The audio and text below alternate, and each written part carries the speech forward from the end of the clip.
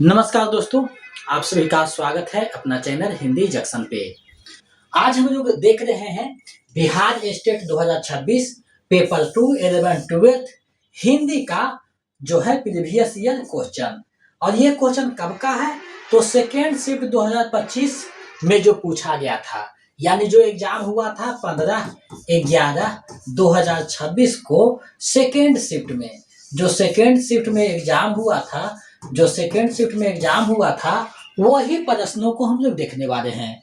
तो ये वीडियो आपके लिए बहुत खास होने वाला है, क्योंकि इसमें हम 100 महत्वपूर्ण प्रश्न देखने वाले हैं जो 2025 के एग्जाम में पूछा गया है। अगर आप बिहार स्टेट पेपर 2 हिंदी की तैयारी कर रहे हैं तो आप लोग वीडियो के अंत तक बने रहिएगा, क्योंकि इसमें हम लोग हिंदी के महत्वपूर्ण प्रश्नों को देखने वाले हैं। साथ ही अगर आप बीपीएससी 4.0 यूजीसी नेट या फिर किसी भी स्टेट का टीजीटी पीजीटी का तैयारी कर रहे हैं तो फिर भी ये वीडियो आपके लिए लाभप्रद होगा, क्योंकि इसमें 100 महत्वपूर्ण प्रश्न देखने वाले हैं, यानी 100 महत्वपूर्ण प्रश्न देखने वाले हैं। तो आप लोग वीडियो के अंत तक बने रहिएगा। अगर नए हैं तो चैनल को सब्सक्राइब करके बेल आइकन को दबा दीजिएगा। अगर आप स्टेट पेपर 2 का नोट्स प्रैक्टिस सेट पाना चाहते हैं तो हमारे नंबर 72 61 81 53 07, इस पे आप 299 रुपया पेमेंट करके उसका स्क्रीनशॉट हमें व्हाट्सएप कर दीजिए इसी नंबर पे।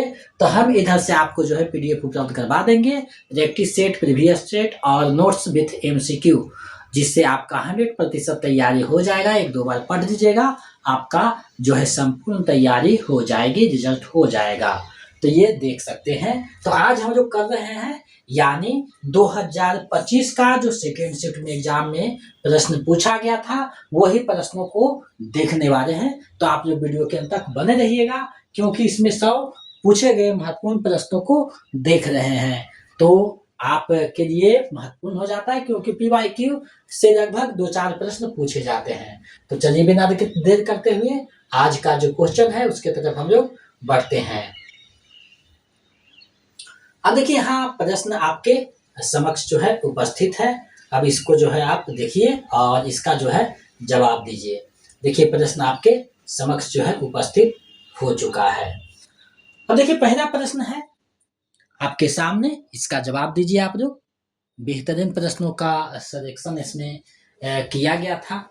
अब देखिए, कहा जा रहा है साखी शब्द रमैनी किसकी रचनाएं हैं, और ये जो है पेपर 1 में भी पूछा गया है।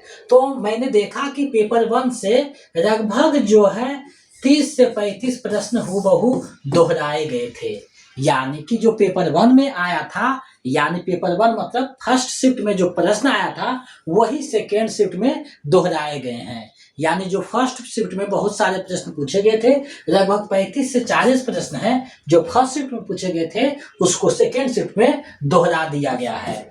तो ये चीज ध्यान में रखिएगा, यानी जो फर्स्ट शिफ्ट में है सेकेंड शिफ्ट में दोहरा दिया गया है। और आपका जो परीक्षा होगा सीबीटी माध्यम से होगा, यानी कंप्यूटर बेस्ड जो है टेस्ट होगा। तो इसलिए दोहराया जाता है क्योंकि सभी को प्रश्न याद नहीं रह पाता है, तो यहाँ पे क्या है, दोहरा दिया जाता है। तो आप यहाँ पे देख सकते हैं पहला प्रश्न है। तो ये जो है सखी शब्द रमैनी किसकी रचनाएं हैं, तो कबीर का जो है रचनाएं हैं। और ये सभी क्या है, बीजक में आपको देखने को मिलेगा। तो बीजक के 3 अंग है, सखी शब्द रमैनी। तो इसके रचनाकार कौन है, कबीरदास हो जाएंगे। विकल्प भी आपका सही आंसर हो जाएगा। तो इस प्रकार से आप देख सकते हैं कि प्रश्न कैसे पूछा गया है। तो एक एक प्रश्न आपको करवाएंगे।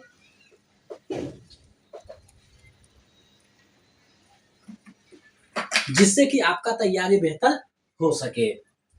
आगे बढ़ते हैं। अब देखिए, प्रश्न है विष्णु प्रभाकर लिखित शरतचंद्र की जीवनी का नाम है, यानी विष्णु प्रभाकर ने शरतचंद्र चट्टोपाध्याय पे जो जीवनी लिखा है वो कौन सा जीवनी है। तो ये बहुत बार प्रश्न आया है, लेकिन यहाँ तरीका थोड़ा सा बदल दिया है। प्रश्न वही है लेकिन तरीका थोड़ा सा बदला गया है। तो कौन हो जाएगा, आवारा मसीहा जो है विष्णु प्रभाकर द्वारा लिखा गया है, और शरतचंद्र चट्टोपाध्याय का जो है ये जीवनी है। तो विकल्प ए सही हो जाएगा। कदम का मजदूर प्रेमचंद का है, व्योमकेश दरवेश हजारी प्रसाद द्विवेदी का जीवनी है। तो ये ध्यान में रखना है। आगे बढ़ते हैं। अब देखिए, प्रश्न आपके समक्ष पूछा गया है कि आचरण की सभ्यता को प्राप्त करके कौन राजाओं के दिलों पर भी अपना प्रभुत्व जमा सकता है। तो ये फर्स्ट शिफ्ट में भी आया था कि एक कंगाल आदमी जो है आचरण की सभ्यता को प्राप्त करके राजाओं के दिलों पर भी अपना प्रभुत्व जमा सकता है। तो सी विकल्प आपका सही हो जाएगा। आगे देखिए है, हिंदी साहित्य का प्रथम ज्ञानपीठ पुरस्कार किसे मिला? किसे मिला है हिंदी साहित्य का प्रथम ज्ञानपीठ पुरस्कार? ये देखिए पूछा गया था। तो हिंदी साहित्य का जो प्रथम ज्ञानपीठ पुरस्कार दिया गया था सुमित्रानंद पंत को दिया गया था, और इनकी रचना जो था चिदम्बरा के लिए दिया गया था, और 1968 में दिया गया था। तो हिंदी का प्रथम विकल्प भी सही हो जाएगा, सुमित्रानंद पंत को दिया गया था। आगे बढ़ते हैं। अब देखिए है, कौन सा नाटक मोहन राकेश कृत नहीं है? यानी मोहन राकेश का कौन सा नहीं है? तो आप जानते हैं लहरों का राजहंस भी है, आधे अधूरे और आषाढ़ का एक दिन। ये तीनों रचनाएं किनका है? मोहन राकेश का है। लेकिन कोणार्क जो है इनका नहीं है, कोणार्क इनका नहीं है। तो विकल्प डी आपका सही आंसर हो जाएगा। आगे बढ़ते हैं। राहुल सांकृत्यायन ने हिंदी का पहला कवि किसे माना है? अब देखिए ये सारे प्रश्न जो है आपके पेपर फर्स्ट शिफ्ट में पूछा गया है। तो सरहप्पा को माना है राहुल सांकृत्यायन ने, विकल्प डी आपका सही आंसर हो जाएगा, सरहप्पा को माना है। आगे देखिए है, स्वाधीनता आंदोलन के समय राष्ट्रभाषा के रूप में हिंदी के विकास के लिए में से किसके सुझाव पर दक्षिण भारत हिंदी प्रचार सभा की स्थापना की गई थी? ये देखिए प्रश्न पूछा गया है। तो किसके सुझाव पर किया गया था? तो महात्मा गांधी के सुझाव पे किया गया था, विकल्प भी सही हो जाएगा, और प्रैक्टिस सेट में भी हम बता चुके हैं। आगे देखिए है, नभ पर पर्वतों से मेघों का दल छाया, पावस का कैसा समय सरोना आया। उपयुक्त पंक्ति के रचनाकार हैं, यानी ये जो उपयुक्त पंक्ति है इसके रचनाकार कौन है आपको बताना है। तो किनकी है ये? तो मेघ गीत से ये पूछा गया प्रश्न है, और इसके रचनाकार जानकी बदव शास्त्री जी हैं। जानकी बदव शास्त्री, जिनका जन्म गया के मेघरा नामक स्थान में होता है, विकल्प सी सही है हो जाएगा। आगे देखिए है, हिंदी का पहला समाचार पत्र उदंत मार्तन प्रकाशित हुआ था। तो कब प्रकाशित हुआ था आपको बताना है। तो उदंत मार्तन जो है 1826 ईस्वी में कोलकाता से प्रकाशित हुआ था, और पंडित युगल किशोर जी से निकाले थे। युगल किशोर इसके संपादक थे, ये ध्यान में रखिएगा, पंडित युगल किशोर। तो विकल्प ए सही हो जाएगा।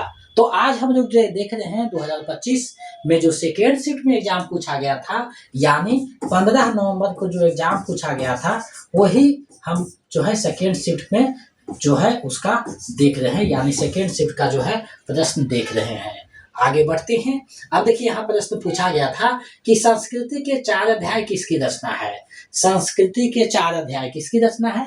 तो संस्कृति के 4 अध्याय बहुत बार एग्जाम में पूछा जाता है, और ये दिनकर की रचना है। मतलब को रामधारी सिंह दिनकर का है संस्कृति के 4 अध्याय। विकल्प डी आपका सही आंसर हो जाएगा। आगे देखिए प्रश्न पूछा था, निम्न विकल्पों में से उस विकल्प का चयन करें जो अ उपसर्ग से बना सही शब्द है। तो अ उपसर्ग से बना सही शब्द को देखिए, अनुमान को देखते हैं, तो अनु से बना हुआ है, तो ये गलत हो जाएगा। अतिथि, आद धन तिथि, तो ये देखिए बिल्कुल सही है, ये सही है। तो विकल्प भी इसका सही आंसर हो जाएगा। अतिथि जो है अ उपसर्ग से बना हुआ शब्द है। आगे बढ़ते हैं। कालक्रम की दृष्टि से इनमें से सबसे पुराने कवि कौन है? अब देखिए इस पे विचार कीजिएगा। तो तुलसीदास और सूरदास, ये क्या है? भक्ति काल के हैं, सीधा सीधे आपको देखना है। बिहारी रीति काल के हैं, लेकिन विद्यापति कौन से हैं? आदि काल के कवि हैं। तो सबसे पुराने आपका विद्यापति हो जाएंगे ना, तो विकल्प डी आपका सही आंसर हो जाएगा। तो प्रश्न देखिए कितने सरल पूछे थे, लेकिन कुछ कुछ प्रश्न जो है थोड़ा जटिल देखने को मिलेगा। जैसे ये व्याकरण का है, निम्न विकल्पों में से शुद्ध वाक्य का चयन कीजिए, यानी शुद्ध वाक्य जो है उसका चयन करना है। तो आप वाली किताब छत में पड़ी है, तो आप वाली किताब छत में पड़ी है, यहाँ गलत हो गया। आपकी किताब छत में पड़ी है, छत में नहीं है, तो छत पर, आपकी किताब छत पर पड़ी है, ये आपका सही हो जाएगा। तो विकल्प सी आपका शुद्ध वाक्य है, सी विकल्प आपका सही हो जाएगा।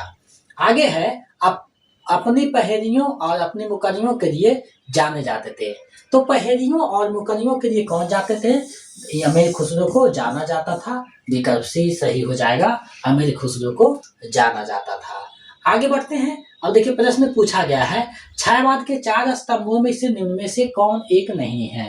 तो देखिए इसमें आप देखिएगा सूर्यकांत त्रिपाठी निराला, सुमित्रानंद पंत और प्रसाद, ये सब है। नागार्जुन इसमें नहीं आते हैं, तो विकल्प सी सही हो जाएगा, क्योंकि नहीं पूछा है। तो नहीं वाले प्रश्न जो है आजकल ज्यादा प्रचलन में है, तो इससे आपको बच करके जवाब देना है, क्योंकि कभी कभी ऐसा होता है कि आप लोग जानते हुए जल्दी जल्दी में गलत बना के चले आते हैं, तो इससे आपको बचना है। और चौथा स्तंभ में कौन आते हैं, महादेवी वर्मा आते हैं, तो ये ध्यान में रखिएगा, विकल्प सी इसका सही हो जाएगा। नागार्जुन जो है छायावाद में नहीं आते हैं।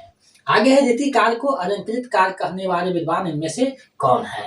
देखिए काल विभाजन और नामकरण में हमने बताया था कि अलंकृत काल जो है मिश्र बंधु कहते हैं, मिश्र बंधु नाम देते हैं, तो विकल्प ए आपका सही आंसर हो जाएगा, मिश्र बंधु इसका नामकरण करते हैं। आगे देखिए पूछा गया है, रामचंद्र शुक्ल के निबंध श्रद्धा भक्ति के संदर्भ में निम्नलिखित में से कौन सा कथन सही नहीं है। कौन सा कथन सही नहीं है उसको आप जो है चयन कीजिए कि आखिर कौन सा कथन जो है सही नहीं है।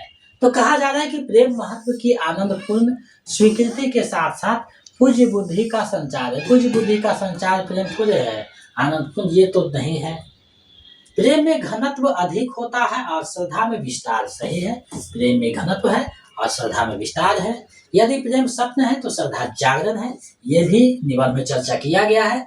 श्रद्धा और प्रेम के योग का नाम भक्ति है, ये भी चर्चा किया गया है। तो ये जो है विकल्प ए आपका जो है सही नहीं है। विकल्प ए आपका चर्चा श्रद्धा और भक्ति निबंध जब पढ़िएगा तो उसमें देखिएगा इसका चर्चा नहीं है।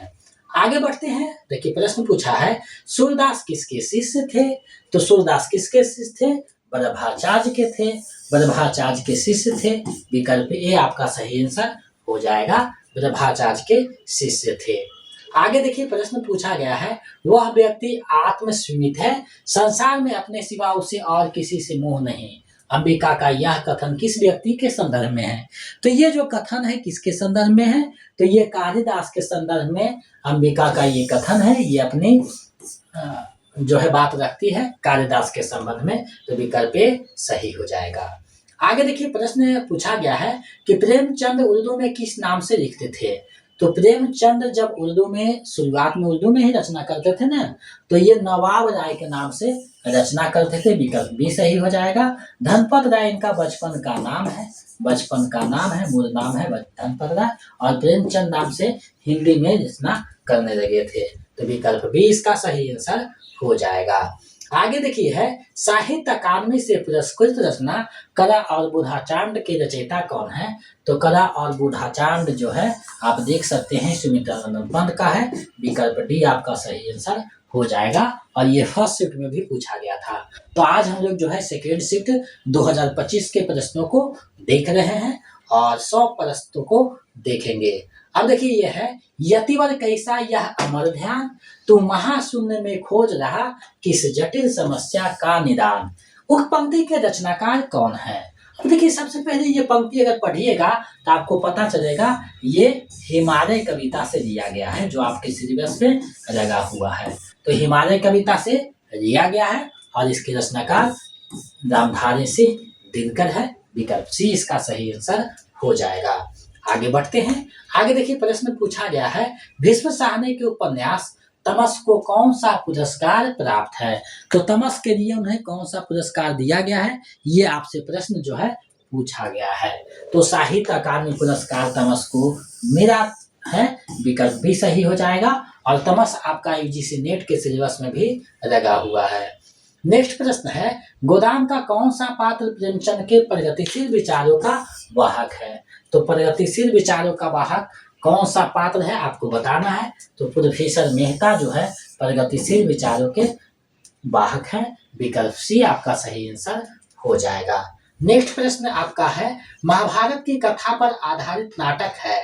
तो महाभारत की कथा पे आधारित जो है वो कौन सा नाटक है आपको बताना है। तो अंधा युग धर्मवीर भारती का जो है वही है। विकल्प ए सही हो जाएगा, महाभारत की कथा पर आधारित है। विकल्प ए आपका सही आंसर हो जाएगा। नेक्स्ट प्रश्न देखिए आपके पास आया है, ये फर्स्ट शिफ्ट में भी प्रश्न पूछा गया है, तो इसका आप लोग जवाब दीजिए।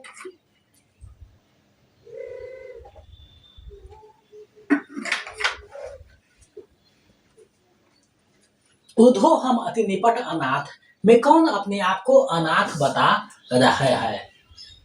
तो यहाँ देखिए कृष्ण नहीं, गोपियां अपने आप को अनाथ बताती है कि उधो उधो जब संदेश लेकर के आते हैं कृष्ण का और अपनी जो योग विद्या है निर्गुण जो है उस पे जो है सिखाना चाहते हैं और श्रेष्ठ बताना चाहते हैं, तो ये अपना संदेश गोपियां सुनाते हैं। उधो हम अति निपट अनाथ, यानी जब कृष्ण चले जाते हैं तो गोपियां अपने आप को निपट अनाथ बताती है, तो अपने आप को अनाथ बता रही है, विकल्प भी सही हो जाएगा गोपियां। आगे देखिए है आश्रय की वे सूक्ष्म मानसिक क्रियाएं जो स्वयं उत्पन्न होती है, चाहने पर भी रोकी नहीं जा सकती कहलाती है। तो उसे क्या कहा जाता है आपको बताना है, वो क्या कहलाती है। तो उसे क्या कहा जाता है, उसे सात्विक अनुभाव कहा जाता है। सात्विक अनुभाव, आप जानते हैं अनुभाव के 4 अंग हैं, कायिक, सात्विक, वाचिक और आहार्य। तो सात्विक अनुभाव उन्हें कहा जाता है। जब आप रस पढ़िएगा तो हाँ इसका चर्चा किया हुआ रहेगा, विकल्प भी आपका सही आंसर हो जाएगा। अब देखिए छंद शास्त्र के प्रणेता आचार्य माने जाते हैं, तो छंद शास्त्र के जो प्रणेता आचार्य हैं वो किसे माना जाता है।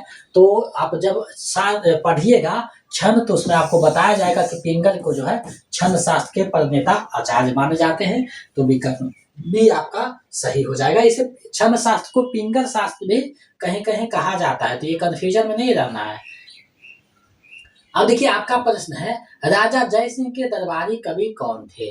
राजा जय सिंह के दरबारी कवि जो थे वे कौन थे आपको बताना है। तो जय सिंह के दरबारी थे, विकल्प भी आपका सही हो जाएगा बिहारी। कीर्ति सिंह और जय सिंह इसके दरबारी थे, विकल्प भी आपका सही आंसर हो जाएगा। आगे है निम्न विकल्पों में से कौन सी रचना जीवनी नहीं है।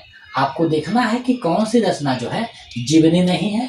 तो क्या भूलो क्या याद करो हरिवंश राय बच्चन का क्या है, तो आत्मकथा है। आत्मकथा है, ये आत्मकथा है, तो ये आपका सही नहीं है। बाकी कर्म का मजदूर, व्योमकेश दरवेश और प्रेमचंद घर में, ये सभी जो है जीवनी है। तो आपका नहीं पूछ रहा है ना, तो नहीं वाले प्रश्न ज्यादा परिश्रम में रहते हैं, तो विकल्प ए आपका सही हो जाएगा। आगे बढ़ते हैं, जायसी भक्ति काव्य की किस धारा के कवि हैं। तो भक्ति काव्य के ये सूफी काव्य धारा के कवि हैं, सूफी काव्य धारा के कवि हैं, विकल्प भी आपका सही आंसर हो जाएगा, सूफी काव्य धारा के कवि हैं। आगे मिश्र बंधुओं में शामिल नहीं है, तो किसे शामिल नहीं किया गया है। तो गणेश बिहारी, श्याम बिहारी और सुखदेव बिहारी तो है, लेकिन केशव बिहारी जो है इसमें शामिल नहीं है मिश्र बंधु में, तो विकल्प आपका जो सी है सही हो जाएगा, केशव बिहारी। नेक्स्ट प्रश्न को देखते हैं, प्रश्न आपके सामने है शासन की बंदूक कविता में किस पर प्रहार किया गया है। तो शासन की बंदूक जो कविता है उस पे निरंकुश शासन पे प्रहार किया गया है, विकल्प पे आपका सही आंसर हो जाएगा। और ये प्रश्न जो है आप देखिए हूबहू पूछा है, जैसे हम बताए हैं हूबहू यहाँ प्रश्न पूछा हुआ है, विकल्प पे आपका सही आंसर हो जाएगा। आगे है चौपाई छंद में मात्राओं की संख्या होती है। तो चौपाई में छंद में जो मात्रा की संख्या होती है वो 16 होती है, 4 चरण होते हैं और प्रत्येक चरण में 16 मात्राएं होती है, तो विकल्प सी आपका सही हो जाएगा। आगे देखिए है निम्न विकल्पों में से उस विकल्प का चयन कीजिए जो मध्यम पुरुषवाचक सर्वनाम का सही विकल्प है। तो मध्यम पुरुष का सही विकल्प क्या है, आप हो जाएगा। तुम भी रहता तो तुम या तू रहता तो ये भी हो जाता, विकल्प डी आपका सही हो जाएगा, मध्यम पुरुष सर्वनाम का। आगे बढ़ते हैं, लिखा है कि मैथिली शरण गुप्त की कविता दोनों ओर प्रेम पलता है साकेत के किस सर्ग से उद्धृत है। तो ये किस सर्ग से उद्धृत है, कर जो है करास हुआ है पिछले दिन, तो ये 9वें सर्ग में है ना, 9वें सर्ग से उद्धृत है, विकल्प डी सही हो जाएगा। 9वें सर्ग में है, साकेत के 9वें सर्ग में है, विकल्प डी आपका सही आंसर हो जाएगा। आगे आधा पात बबूर का तामे तनिक पिसान राजा जी करने लगे छठे समासे दान। उपयुक्त पंक्तियों में कौन सा रस है, यानी यहाँ जो पंक्ति आई है इसमें कौन सा रस है आपको बताना है। तो यहाँ हास्य रस हो जाएगा ना, हास्य रस हो जाएगा, विकल्प डी आपका सही हो जाएगा। राजा जी करने लगे छठे माह से दान, महीना का भी दान होता है क्या, ये तो हंसी वाजिब है। अब देखिए कहा जा रहा है 59वां भारतीय ज्ञानपीठ पुरस्कार हिंदी के किस साहित्यकार को देने की घोषणा की गई है। तो किसे देने की घोषणा की गई है, आपका पूछा जा सकता है इस बार स्टेट में। तो ये ध्यान रखिएगा, विनोद कुमार शुक्ल को दिया गया है ना, विकल्प डी आपका सही हो जाएगा, विनोद कुमार शुक्ल को दिया गया है। आगे बढ़ते हैं, भाषा के व्याकरण सम्मत आदर्श रूप को क्या कहते हैं। तो भाषा के व्याकरण सम्मत जो आदर्श रूप है, यानी सम्मत जो आदर्श रूप है उसे क्या कहा जाता है, आपको बताना है। तो उसे मानक भाषा कहा जाता है। जो सम्मत यानी जो आदर्श रूप है, यानी व्याकरण का सम्मत यानी सभी के लिए जो आदर्श रूप माना जाता है वो मानक भाषा है जिसका प्रयोग किया जाता है। आगे है, राजभाषा आयोग की सिफारिशों पर विचार करने के लिए संसदीय समिति का गठन किस अनुच्छेद के अंतर्गत किया गया है। तो संसदीय समिति का जो गठन किया गया है अनुच्छेद 344 के अंतर्गत किया गया है। विकल्प बी आपका सही आंसर हो जाएगा, अनुच्छेद 344 के अंतर्गत किया जाना है, बी विकल्प आपका सही हो जाएगा। प्रयोगवाद पर सर्वाधिक प्रभाव है, तो प्रयोगवाद पर सबसे ज्यादा प्रभाव किसका है आपको बताना है। तो प्रयोगवाद पे आप प्रभाव देखिएगा तो अस्तित्ववाद का प्रभाव आपको सबसे ज्यादा दिखेगा, विकल्प सी आपका सही आंसर है, अस्तित्ववाद का प्रभाव आपको दिख जाएगा। आगे सूफी काव्य का प्रमुख तत्व इनमें से क्या है। तो सूफी काव्य का जो प्रमुख तत्व है वो क्या है, तो प्रेम है इसका प्रमुख तत्व। प्रमुख तत्व क्या है, प्रेम इसका है, प्रमुख तत्व प्रेम है, विकल्प बी आपका सही आंसर हो जाएगा। आगे बढ़ते हैं, आगे देखिए प्रश्न है कि कुंडलिया छंद किन छंदों से मिलकर बना है। तो कुंडलिया छंद जो मिलकर के बना है वो किन छंदों से मिलकर के बना है आपको बताना है। तो दोहा और रोरा जब दोनों मिल जाता है तो ये क्या बन जाता है, कुंडलिया छंद बन जाता है, विकल्प डी आपका सही आंसर हो जाएगा। आगे है, बंग मेहरा का असली नाम क्या था। तो बंग मेहरा का असली नाम राजेंद्र बाला घोष था, राजेंद्र बाला घोष, विकल्प बी आपका सही आंसर हो जाएगा। नेक्स्ट प्रश्न को देखते हैं, प्रश्न आपके सामने है, साहित्य का इतिहास जनता की चित्तवृत्ति का इतिहास है, यह कथन किसका है। ये जो कथन है ये किसका कथन है आपको बताना है। तो ये रामचंद्र शुक्ल का कथन है, विकल्प बी आपका सही आंसर हो जाएगा, रामचंद्र शुक्ल का ये कथन है, बी विकल्प आपका सही आंसर हो जाएगा। नेक्स्ट प्रश्न है, संस्मरणात्मक रचना और रचनाकारों की दृष्टि से कौन सा विकल्प असंगत है। अब देखिए असंगत को देखना है, और ये फर्स्ट शिफ्ट में भी पूछा गया था। तो बसंत से पतझड़ तक रविन्द्रनाथ त्यागी का है, सृजन के सह्याद्री रविन्द्रनाथ कारिया का है, कुछ यादें कुछ बातें ये अमृत राय का नहीं है, अमरकांत का है, अमरकांत का है ये, तो ये आपका सही नहीं है, विकल्प सी आपका सही आंसर हो जाएगा, ये वाला सही नहीं है। आगे बढ़ते हैं, अगले प्रश्न है, महाराष्ट्र के भक्तों में किसका नाम सबसे पहले आता है। तो सबसे पहले नामदेव का नाम लिया जाता है, नामदेव का, विकल्प डी आपका सही हो जाएगा, महाराष्ट्र में। आगे है, इस्तेमाल दारा त्रुटि ऐनोई हिंदुस्तानिक नामक ग्रंथ किस भाषा में लिखा गया है। तो ये किस भाषा में लिखा गया है आपको बताना है। तो सबसे पहला इतिहास है हिंदी का, और फ्रेंच भाषा में लिखा गया है, फ्रेंच भाषा में लिखा गया है, गारसा द तासी के द्वारा, गारसा द तासी के द्वारा लिखा गया है, गारसा द तासी के द्वारा लिखा गया है, तो विकल्प डी आपका सही आंसर हो जाएगा। आगे है, आर्यवाल संतों की संख्या कितनी मानी गई है। तो आर्यवाल जो संत है उसका संख्या 12 माना गया है, विकल्प बी आपका सही आंसर हो जाएगा, 12 माना गया है। नेक्स्ट प्रश्न है, निर्गाय में कौन सा समास है। तो नेरा है जो गाय, उसे निर्गाय कहेंगे, तो विकल्प सी हो जाएगा, कर्मधारय समास, जो सो ये सब आपको दिखे विग्रह में, तो कर्मधारय हो जाएगा। उपमा उपमेय का बात करें तो विकल्प सी आपका सही हो जाएगा, कर्मधारय। नेक्स्ट प्रश्न देखते हैं, मतवारा पत्रिका कहाँ से निकलती थी। अब देखिए मतवारा पत्रिका कलकत्ता से निकलती थी, और 1923 से ये प्रकाशित हुई, और सूर्यकांत त्रिपाठी ने ज्यादा इसके संपादक थे, तो ये ध्यान रखिएगा, विकल्प बी आपका सही हो जाएगा, कलकत्ता से निकलती थी। आगे देखिए प्रश्न है, हिंदी को आज भाषा कहकर प्रयोग और प्रचार का विषय बनाने वाले विद्वान कौन है। तो प्रयोग और विषय के लिए जो बनाने वाले विद्वान है वो कौन है? तो ये स्वामी दयानंद सरस्वती हो जाएगा। स्वामी दयानंद सरस्वती जो है हिंदी को प्रचार और प्रयोग का विषय बनाया है। विकल्प सी आपका सही आंसर हो जाएगा। आगे देखिए प्रश्न आया है, कौन सी विशेषता देवनागरी में नहीं है? देवनागरी में कौन सी विशेषता नहीं है, ये देखिए प्रश्न पूछा गया है। तो देखिए विकल्प पे गौर कीजिए, इसमें जैसा उच्चारण होता है वैसा ही लिखा जाता है। तो बात तो सही है, जैसा उच्चारण होता है वैसा ही लिखा जाता है। इसमें एक ध्वनि के लिए एक प्रतीक है, तो ये भी सही है। एक ध्वनि के जैसे क, तो किसका एक ही प्रतीक है ना, कि क को और तरीका से लिख सकते हैं, नहीं लिख सकते हैं, तो ये तो सही है। इसमें शिरोलेख का प्रयोग होता है जी, जैसे में लिखे राम, इसमें क्या है, शिरोलेख का प्रयोग होता है, ये शिरोलेख हो गया। तो विकल्प आपका सी भी सही हो जाएगा। विकास की दृष्टि से यह ब्राह्मी एवं खरोष्ठी की समकालीन नहीं, देवनागरी ब्राह्मी और खरोष्ठी का समकालीन नहीं है, तो ये विकल्प डी हो जाएगा, क्योंकि ब्राह्मी लिपि से उसका उद्भव है। तो विकल्प डी आपका सही आंसर हो जाएगा। आगे बढ़ते हैं। ब्राह्मण राज्य करना नहीं जानता, करना भी नहीं चाहता, हाँ वह राजाओं का नियमन करना जानता है, राजा बनाना जानता है। चंद्रगुप्त नाटक में चाणक्य यह बात किसे कहता है? तो ये जो बात है ये किसे कहता है आपको बताना है। तो ये बात जो है चाणक्य पर्वतेश्वर से कहता है, यानी विकल्प सी आपका सही हो जाएगा। चंद्रगुप्त नाटक से ये दिया हुआ है।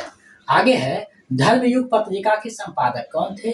तो धर्मयुग धर्मवीर भारती की पत्रिका है धर्मयुग, विकल्प सी आपका सही हो जाएगा, धर्मवीर भारती का। आगे देखिए प्रश्न है, विद्या कला कविता साहित्य धन और राजत्व से भी अधिक ज्योतिषमयी क्या है? तो ये सभी से अधिक ज्योतिषमयी क्या है?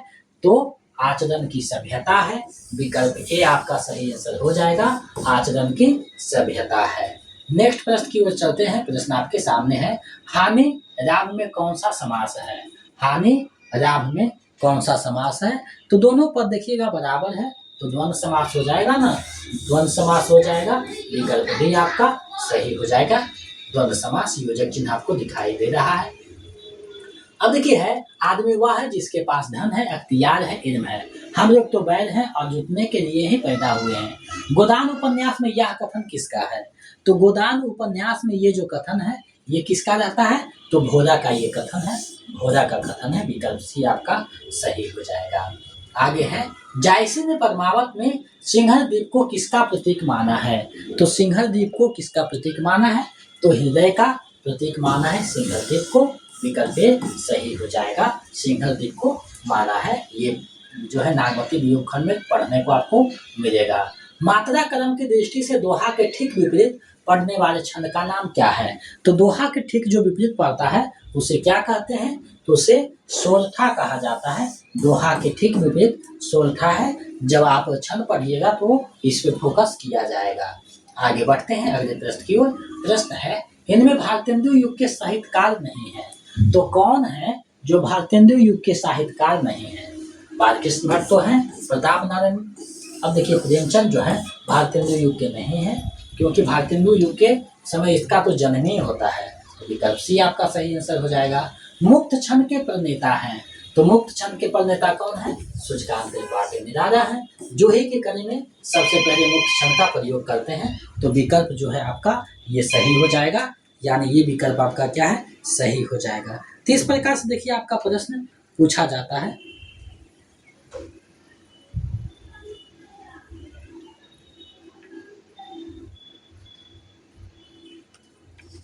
आगे बढ़ते हैं अगले प्रश्न की ओर। अगला प्रश्न देखिए आपके सामने है, कर्मवीर पत्रिका के संपादक हैं। अब देखिए कर्मवीर पत्रिका जो है ये किनका संपादन में निकला है?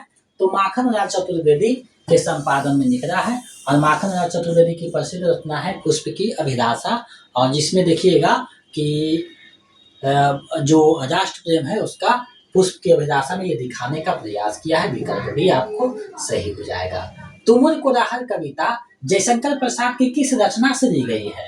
तो ये जो तुमुल कोलाहल दिया गया है ये कामायनी के जो है निर्वेद सर्ग से लिया गया है, निर्वेद सर्ग से, और ये बारहवां सर्ग है, तो विकल्प डी आपका सही आंसर हो जाएगा। आगे देखिए है, केदारनाथ अग्रवाल को उनके किस काव्य संग्रह के लिए साहित्य अकादमी पुरस्कार दिया गया? तो केदारनाथ अग्रवाल को उनकी जो काव्य संग्रह रहता है अपूर्वा, अपूर्वा के लिए इसे इन्हें जो है दिया गया है। विकल्प सी आपका सही हो जाएगा। बाकी आग का आईना, हे मेरी तुम, नींद के बादल सब इन्हीं की रचना है। नेक्स्ट प्रश्न है, निम्नलिखित में से वर्तनी की दृष्टि से शुद्ध शब्द का चयन करें। तो शुद्ध शब्द क्या है? उज्ज्वल। आप देखिएगा तो ये भी तो गलत है। शुद्ध वर्तनी जो है आपका ये हो जाएगा उ, और आधा ज व र, तो उज्ज्वल हो जाएगा। विकल्प भी आपका सही हो जाएगा। आगे देखिए है, महादेवी वर्मा की किस कृति में जीव जंतुओं और पशु पक्षियों से संबंधित संस्मरण है? तो इससे जो संबंधित संस्मरण है वो किसमें है? तो मेरा परिवार, इनकी रचना जो मेरा परिवार है उसमें आप देखने को मिल जाएगा। 1972 में ये प्रकाशित होती है और फर्स्ट शिफ्ट में ये पूछा गया है। तो आज हम लोग जो है सेकेंड शिफ्ट 2025 में जो प्रश्न पूछे गए हैं उसी को देख रहे हैं। विकल्प सी इसका सही आंसर हो जाएगा। आगे है, आपका बंटी किसका उपन्यास है? तो मन्नू भंडारी का ये उपन्यास है आपका बंटी। विकल्प ए सही हो जाएगा। अब देखिए है, मैंने भावना में एक भावना का वर्णन किया है, मेरे लिए वह संबंध और सब संबंधों से बड़ा है। मैंने वास्तव में अपनी भावना से प्रेम करती हूँ, जो पवित्र है, कोमल है, नस्वर है। आषाढ़ का एक दिन नाटक में यह किसका कथन है? किससे है? किसका है और किससे है? तो ये जो कथन है नायिका जो मलिका है उसका है और अपनी माँ अंबिका से कहती है। विकल्प भी सही हो जाएगा। आषाढ़ का एक दिन जो है 1958 में आता है। मोहन राकेश का ये रचना है, आपके सिलेबस में लगा हुआ है। तो विकल्प भी सही हो जाएगा। आगे इनमें से कौन सा नाटक जयशंकर प्रसाद द्वारा रचित नहीं है? तो लहरों के राजहंस उनका नहीं है, ये मोहन राकेश का है। बाकी आजाद शत्रु, ध्रुव स्वामी और स्कंदगुप्त तीनों इन्हीं की रचना है। नेक्स्ट प्रश्न है, कृषकों के शोषक का चित्रण प्रेमचंद के किस उपन्यास में प्रमुखता से किया गया है? तो कृषकों के जो शोषण का वर्णन किया गया है वो किसमें आपको मिलेगा? तो इनकी रचना जो उपन्यास गोदान है जो आपके सिलेबस में लगा हुआ है, स्टेट पेपर 2 में 1936 में आता है, इसमें आपको देखने को मिलेगा। और इसे कृषक जीवन का महाकाव्य भी कहा गया है। तो विकल्प ए आपका सही हो जाएगा। आगे है, हजारी प्रसाद द्विवेदी के अनुसार नाखून का बढ़ना प्रतीक है। तो किसका प्रतीक है आपको बताना है। तो ये हजारी प्रसाद द्विवेदी के अनुसार क्या है? पार्श्वी वृत्ति का प्रतीक है। विकल्प भी आपका सही हो जाएगा। नेक्स्ट प्रश्न है, जायसी ने नागमती वियोग खंड में 12 मासा का प्रारंभ किस मास से किया है? किस महीना से किया है? तो आप जब पढ़िएगा नागमती वियोग खंड तो उसमें स्टार्ट होगा चढ़ा आषाढ़ गगन घन गाजा। तो आषाढ़ मास से किया है इसका शुरुआत। विकल्प डी सही हो जाएगा। 12 मासा का शुरुआत करता है। नचिकेतोपाख्यान के रचयिता कौन है? तो ये जो रचना है ये किनका है आपको बताना है। तो ये नचिकेतोपाख्यान जो है सदर मिश्र का रचना है। विकल्प सी आपका सही आंसर हो जाएगा। तो इस प्रकार से देखिए कितना अच्छा प्रश्न पूछा गया है और लगभग जो है 35 से 40 प्रश्न जो है दोहराया गया है। यानी कि जो फर्स्ट शिफ्ट में पूछा गया था उसी को सेकेंड शिफ्ट में पूछा गया है। गुरु हथौड़ा हाथ करती बार बार प्रहार, यह पंक्ति किस कविता की है? तो ये आप पढ़िएगा, वह तोड़ती पत्थर जो आपको पढ़ना है उसी में है। विकल्प डी आपका सही हो जाएगा। सूर्यकांत त्रिपाठी निराला की रचना है। निम्नलिखित में से रेखाचित्र का तत्व नहीं है। तो रेखाचित्र का जो तत्व होता है वो नहीं है, आपको बताना है कि कौन सा इसमें सही है। तो वर्ण विषय रेखाचित्र में होगा। चरित्र का उद्घाटन किया जाएगा और कोई ना कोई उद्देश्य भी रहेगा, लेकिन अभिनेता इसमें आपको नहीं आएगा, कोई अभिनेता इसमें नहीं आएगा रेखाचित्र में। तो विकल्प आपका डी जो है सही हो जाएगा। अभिनेता इसमें नहीं है तत्व इसका। आगे बढ़ते हैं। अब देखिए पीवीआईक्यू जितना भी करवाएंगे आपको अच्छे से देखना है, क्योंकि आपका 10 से 15 नंबर यहीं से आपके दोहराए जाएंगे। अब देखिए है, सतसैया के दोहरे ज्यों आवत के नावत के तीर, देखन मेरे छोटन लगे घाव करे गंभीर। दोहा किसके लिए कहा गया है? तो ये बिहारी के लिए दोहा आया है। बिहारी के दोहा के बारे में कहा गया है, क्योंकि देखने में छोटा लगता है, घाव बहुत गंभीर करता है। विकल्प डी आपका सही हो जाएगा। स्वार्थ का विलोम होगा। तो स्वार्थ का क्या हो जाएगा? स्वार्थ का निस्वार्थ हो जाएगा। नहीं, स्वार्थ का क्या हो जाएगा? परमार्थ। स्वार्थ का क्या हो जाएगा? परमार्थ आपका उचित हो जाएगा। अगर परमार्थ विकल्प में नहीं रहता तो निस्वार्थ को आप डालते हैं, लेकिन विकल्प ए में परमार्थ है, विकल्प ए आपका सही हो जाएगा।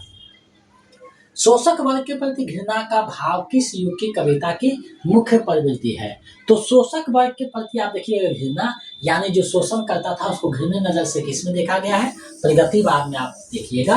और इसमें जो मजदूर वर्ग है उसको काव्य का विषय बनाया गया है। तो विकल्प ये जो सही है आपका प्रगतिवाद हो जाएगा, प्रगतिवादी कविता, जिसका शुरुआत जो है आप देखिएगा 1936 से होता है और 43 तक चलता है। तो विकल्प भी आपका सही आंसर हो जाएगा।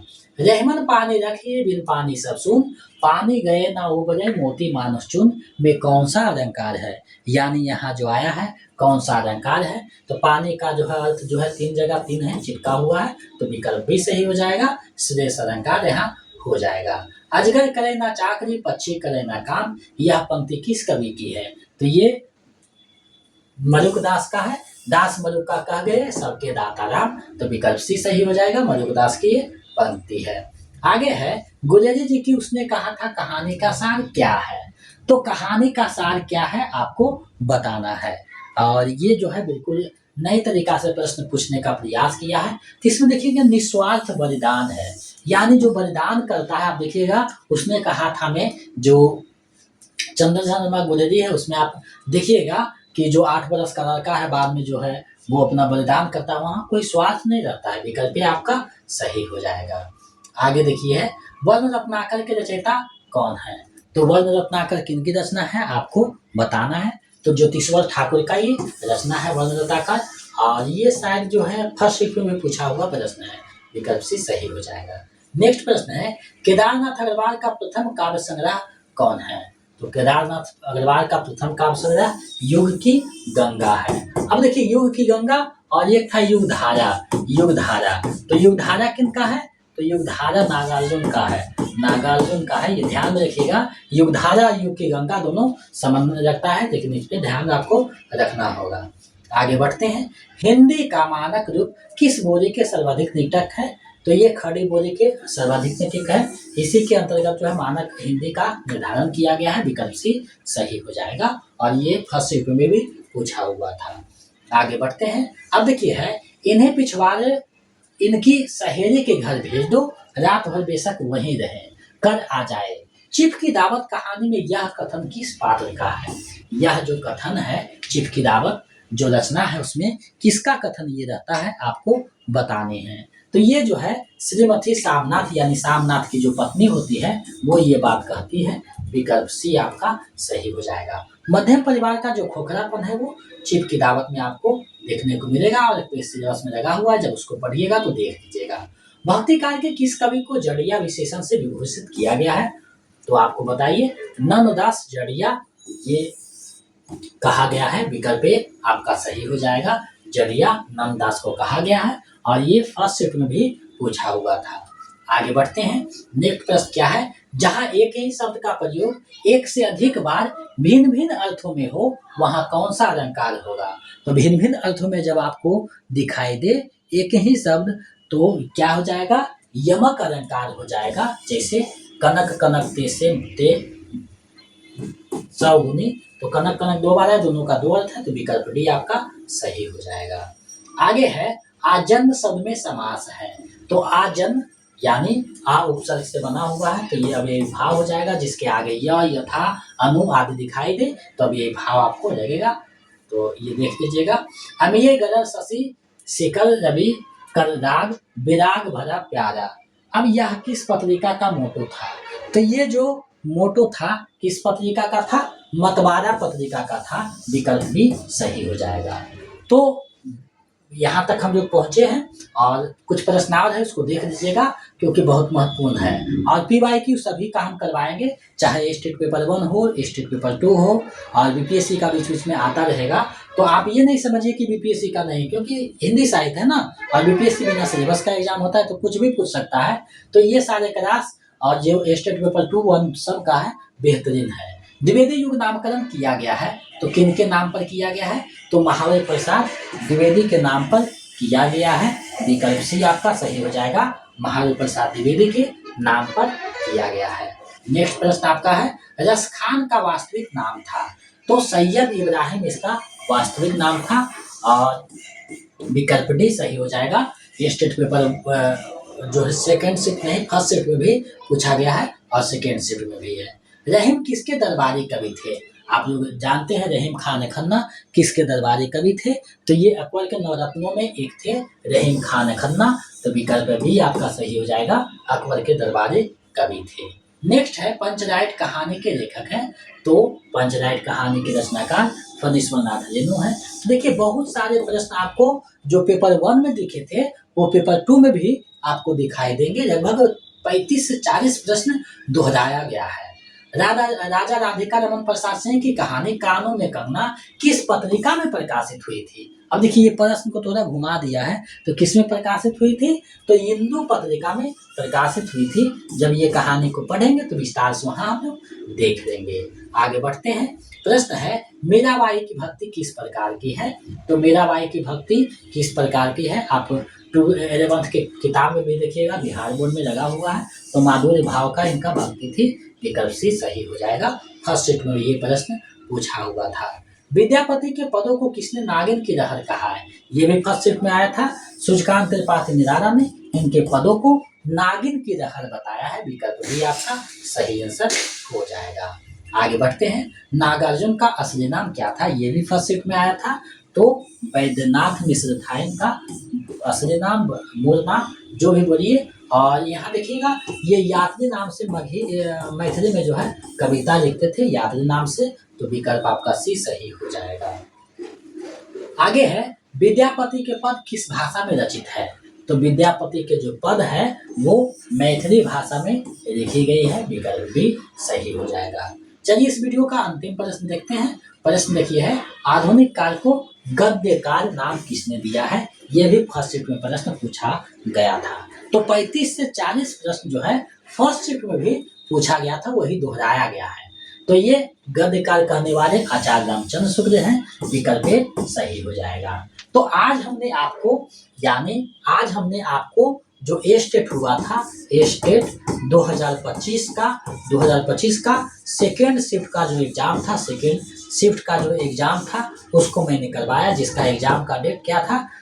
15/11/2025। तो 15/11/2025 का जो प्रश्न था उसको हमने आपको करवा दिया है। और सॉरी एक चीज़ बताना चाहेंगे, शुरू में जब बता रहे थे तो 15/11/2026 हो गया था, उसको आप लोग अन्यथा में नहीं लीजिएगा। 2025 में आपका एग्जाम हुआ था। 2025 का प्रश्न थोड़ा सा बोलने में मिस्टेक हो गया है, तो उसको आप अन्यथा में नहीं। शुरू में बताने वक्त हम बोल दिए थे कि 15/11/2026 का है, तो उसको त्रुटि है, सुधार कर लीजिएगा। 15/11/2025 का ये एग्जाम जो हुआ था सेकेंड शिफ्ट में ए स्टेट पेपर 2 का उसी का ये प्रश्न है। तो आप लोग इसको देख लीजिए और 1-2 बार देख लीजिएगा। और जितने भी PYQ हैं, चाहे 2023 का है, 24 का है, 25 का है, सभी को अच्छे से कर लीजिएगा और प्रैक्टिस से जो भी दिए अच्छे से बना लीजिएगा। तो आपका जो है लगभग 25 नंबर क्लियर हो जाएगा। बाकी नोट्स वगैरह आप अच्छे से पढ़ लीजिएगा 1-2 बार, तो आपका सारा जो है क्लियर हो जाएगा। अगर आप ए स्टेट पेपर 2 का नोट्स पाना चाहते हैं तो हमारे नंबर 7261815307, इस पे आप 299 रुपया पेमेंट करके उसका स्क्रीनशॉट इसी नंबर पे हमें व्हाट्सएप कर दीजिए। तो हम इधर से आपको नोट्स जो है उपलब्ध करवा देंगे, जिसको आप 2-3 बार अच्छे से पढ़ लेते हैं, प्रैक्टिस सेट प्रीवियस सेट बना लेते हैं, तो आपका 100% रिजल्ट होने की गारंटी हो जाती है। तो आप लोग कर लीजिएगा। और ए स्टेट पेपर 1 का भी PYQ हम करवाएंगे। ए स्टेट पेपर 1 का जो PYQ है वो करवाएंगे। और साथ ही अगर इसका नोट्स पाना चाहते हैं तो 199 रुपया ए स्टेट पेपर 1 के लिए भेज करके नोट्स प्राप्त कर सकते हैं। तो ये सारी चीज़ें हैं, इसको देखिएगा। और BPSC 4.0 का सिलेबस चेंज हुआ है, आंदोलन चल रहा है, तो देखिए उसका सिलेबस आएगा, उसके बाद उस पर विचार करके उसका भी क्लास किया जाएगा। तो आज के लिए बस इतना ही। अगर पहली बार चैनल पे हैं तो सब्सक्राइब करके बेल आइकन को दबा दीजिएगा, ताकि नोटिफिकेशन आपको जाता रहे। साथ ही परवेश कुमार सिन्हा नाम से यूट्यूब पे चैनल है, जिसपे बहुत सारे म्यूजिक गाने अपलोड किए गए हैं, तो आप लोग वहाँ देख सकते हैं। भजन भी है, राधा कृष्ण जन्माष्टमी आ रहा है तो उसके लिए वहाँ पे दिया गया है। और प्लेटफॉर्म पे उपलब्ध है, आप लोग रील्स भी बना सकते हैं। तो ये आपके हाथों में है। कुछ कभी कभी जब पढ़ने का मन होता है, म्यूजिक आप सुन सकते हैं, ताकि आपका जो माइंड है वो अच्छे से काम करे। क्योंकि आप लोग में ज्ञान की कमी नहीं है, सभी एमए किए हुए हैं, कोई दिक्कत नहीं है, ज्ञान तो बहुत है, लेकिन विद्वता हम लोग को पास नहीं चाहिए, बुद्धिमत्ता चाहिए। यानी बुद्धिमत्ता से हम लोग एग्जाम को कैसे क्रैक करें, ये मन में सोचना है, इसी पे जो है आपको फोकस करना है और परीक्षा के उद्देश्य से ही पढ़ना है। ज्ञानी बनने के उद्देश्य से नहीं पढ़ना है, परीक्षा कैसे निकले उसी के उद्देश्य से हम लोगों को पढ़ना है। तो आज के लिए बस इतना है, ज़्यादा बात नहीं करेंगे, आपसे विदा देते हैं। जय हिंद।